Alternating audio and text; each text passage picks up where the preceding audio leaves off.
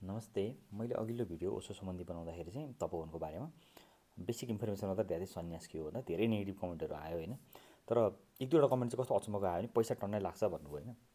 पैसा चाहिँ मलाई एकदम सस्तो लाग्यो। यहाँ फेरि रिलेटिभ म्याट्रिक्स त होइन, म कस्ट ब्रेकडाउन गरिदिन्छु। तपाईँ डर्मिटरीमा बस्नुहुन्छ, 6जना 7जना सेयर गरेर ठुलो एउटा हल जस्तोमा बस्नुहुन्छ नि, फी 1000 रुपियाँ पर डे। पर डे 1000 रुपियाँमा के पाउनुहुन्छ भन्दा 3 छाक खाना खानु पाउनुहुन्छ है। खाना क्वालिटी कस्तो थियो भन्दा एकदम एक्सिलेन्ट थियो। म चाहिँ 1.5 किलो वेट बढेर आयो क्या मेरो होइन। सो खाना कति मिठो थियो भन्ने म्याट्रिक्स त्यहाँ थाहा हुन्छ। प्योर भेज हो खाना।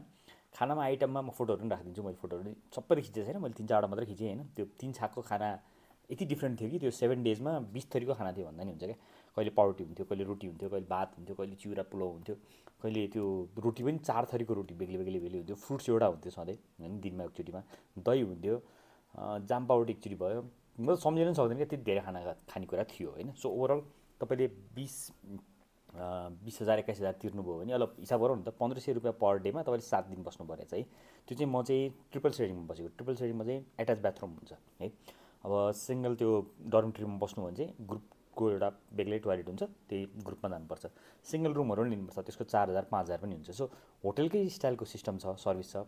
विदेशीहरू आएर बसेका छन् होइन, उनीहरूको लागि चाहिँ क्वालिटी सर्भिस दिनुपर्छ। म चाहिँ कसैले 5,000 लियो भने म त्यसलाई क्रिटिसाइज गर्न सक्दिनँ है, कस्टको रूपमा। किनभने त्यो खैरेले ठमेलमा गएर यदि 5,000 तिर्छ र त्यही लेभलको क्वालिटीको रुम पाउँछ, सर्भिस पाउँछ, 3 छाक खाना खानु पाउँछ भनेदेखि चाहिँ उसले त्यहाँ गएर तिर्दाखेरि पनि त्यो कस्ट चाहिँ जस्टिफाइबल हुनु पऱ्यो। र त्यो खैरे होस् या म होस्, मतलब छैन मलाई। ल ठिक छ, खैरेले 7,000 तिरेर आएको छ अरे, मैले चाहिँ 5,000 तिरेँ भने नेपाली र खैरेलाई अलिअलि 1-2 हजारको डिफ्रेन्स पनि गर्न पाइन्छ बिजनेसमा। त्यो सबैतिर लागु हुने नियम हो। सो कस्ट वाइज चाहिँ मलाई चाहिँ एकदमै रिजनेबल लाग्यो।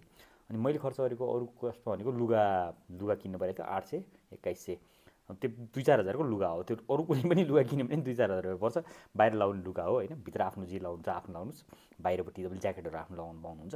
सकेसम्म कलर चाहिँ उनीहरूले म्याचिङ गराएर लाउनुहोस् भन्नुहुन्छ। त्यही अरेन्ज कलरको जुन एउटा सेड अफ ऊ छ, त्यसमा अरेन्ज भन्दा चाहिँ सरी मरुन मरुनवाला कलर लगाउनुहोस्, त्यो भइहाल्छ। मैले लगाएको फोटोहरू याद गर्नु भएको छ नि, जुन ज्याकेटहरू थियो त्यो सबै पर्सनल ज्याकेट हो मेरो होइन। त्यसको बाहिरपट्टि लगाएको सेतो ज्याकेटहरू मैले आफैले लगाएको। तर सेतो उहाँको ड्रेसहरू चाहिँ बेलुकाको लागि, र दिउँसोको लागि चाहिँ त्यो रातो ड्रेस, मरुन ड्रेस भनौँ न, त्यो लगाउनुपर्छ। त्यो गर्दाखेरि तपाईँलाई 1,000-2,000 रुपियाँ लुगामा खर्च हुन्छ। अरू किताब पनि उहाँले सानसानो दिनुहुन्छ, 100-150 रुपियाँको सानसानो किताबहरू, त्यो पनि पढ्न पाउनुहुन्छ। आफैले किताब जति किन्न सक्नुहुन्छ होइन।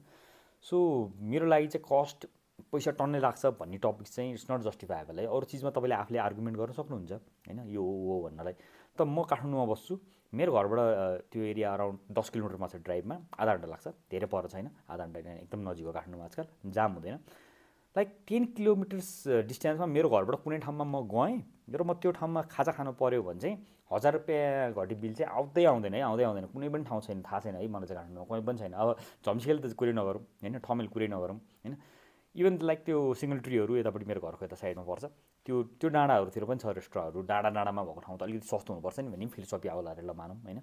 भने पनि 1,000 रुपियाँको तपाईँले खाजा खान सक्नुहुन्न। यहाँ त 1,000 रुपियाँमा तपाईँ बस्ने, सुत्ने, नुहाउने, अनि 3 छाक खाने, अनि त्यसपछि योग प्राणायाम सिकाउने, यो त सबै बाँकी नै छ क्या होइन। त्यो त मैले जोडेकै छैन, त्यो त हिसाबै गरेको छैन। So how can it be expensive भनेर मैले कसरी जस्टिफाई गर्ने कि, त्यो चाहिँ मलाई मेक सेन्स गरेन। सो इट्स भेरी चिप भन्छु म चाहिँ। 15-20 हजार रुपियाँ तिरेर हप्ता दिन बस्न पाउनु भनेको चाहिँ एकदमै एकदमै वर्थ इट हो जसलाई है। कस्टको कुरामा चाहिँ आई हेभ नो कम्प्लेन। जस्तो थ्याङ्क यू फर वाचिङ, नमस्ते।